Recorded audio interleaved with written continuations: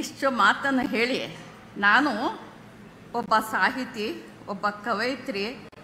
ನಾನು ಕವನದ ಮೂಲಕ ನನ್ನ ಒಂದು ಸಂದೇಶವನ್ನು ನಿಮ್ಮೆದುರಿಗೆ ಇಡದೇ ಇದ್ದರೆ ನಾನು ಸಾಹಿತ್ಯದ ಜೊತೆಯಲ್ಲಿ ನಾನು ಅಪಚಾರ ಮಾಡಿದ ಹಾಗೆ ಅಂತ ನನಗನ್ಸುತ್ತೆ.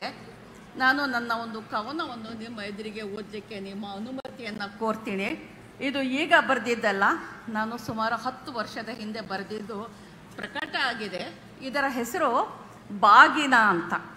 ಒಬ್ಬ ಮುಸಣ್ಣನ ಎಡಹೆಗಲಿನ ಬಲ್ಲಿಯೊಡನೆ ಮಣ್ಣಿನ ಗುಣ ಹೀರಿದ್ದ ನಾನು ಬಾನುವಿನಿಂದ ಜಯ ಆಗಿದ್ದು ಹೀಗೆ.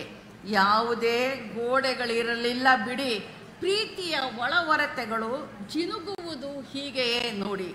ಸಾಬರ ಮಗಳು ಸಾಬರ ಸೊಸೆಗೆ ಜೀವ ತುಂಬಿದ ಹಸಿ ಮಣ್ಣಿನ ಬಾಗಿನ ಜಯ. ನಡೆಯವ ಹಬ್ಬಕ್ಕೆ ಅರಿಶಿನದ ಎಲೆ ಕಡುಬು.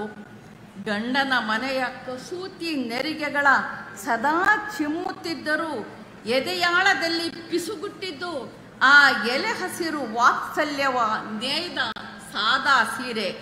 ಮಡಿಲಲ್ಲಿ ತುಂಬಿಸಿ ಕವುಚಿದ ಮೊರವ ಮರಳುವ ದಾರಿಯಲ್ಲಿ ನಿಂತು ಅರಳಿ ಮರವ ಕೇಳಿದ್ದೆ, ಹೇಗೆ ಕೊಂಡೊಯ್ಯಲಿ ಇದನ್ನು ನನ್ನ ಅತ್ತೆ ಮನೆಗೆ ಅರಿಶಿನ ಕುಂಕುಮದೊಡನೆ, ಹೇಗೆ ಬಿಡಿಸಲಿ ಬಾಂಧವ್ಯದ ಎಳೆಗಳ ರಂಗೋಲಿಯನ್ನು ಸಾಬರ ಮನೆ ಬಾಗಿಲಲ್ಲಿ. ಕೊಡಲೇ ಯಾರಿಗಾದರೂ ದಾರಿ ಹೋಗರಿಗೆ, ಕೊಡಬಹುದೇ ಅದನ್ನು ಯಾರಿಗಾದರೂ ಆ ಒಲವನ್ನು, ಆ ಬಲವನ್ನು, ಆ ಪಿತೃವಾತ್ಸಲ್ಯದ ಮಾತೃತ್ವವನ್ನು ನೆನೆಸಿಕೊಂಡಾಗ ಈಗಲೂ ಕಣ್ಣಂಚಿನಲ್ಲಿ ತೇವ.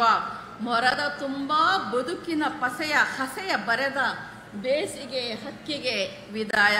ಬಸವರಾಜಣ್ಣ, ನೀವು ಕೊಟ್ಟ ಮೊರ ಹೇಳುತ್ತೆ, ಮಿಡಿಯುತ್ತೆ, ಸಹಸ್ರ ಆರೋಪಗಳ ಎದುರು ಒಂಟಿಯಾಗಿ ನಿಲ್ಲುತ್ತೆ. ಇದು ಈಗ ನನಗೆ ನೆನಪಿಗೆ ಬರುತ್ತೆ.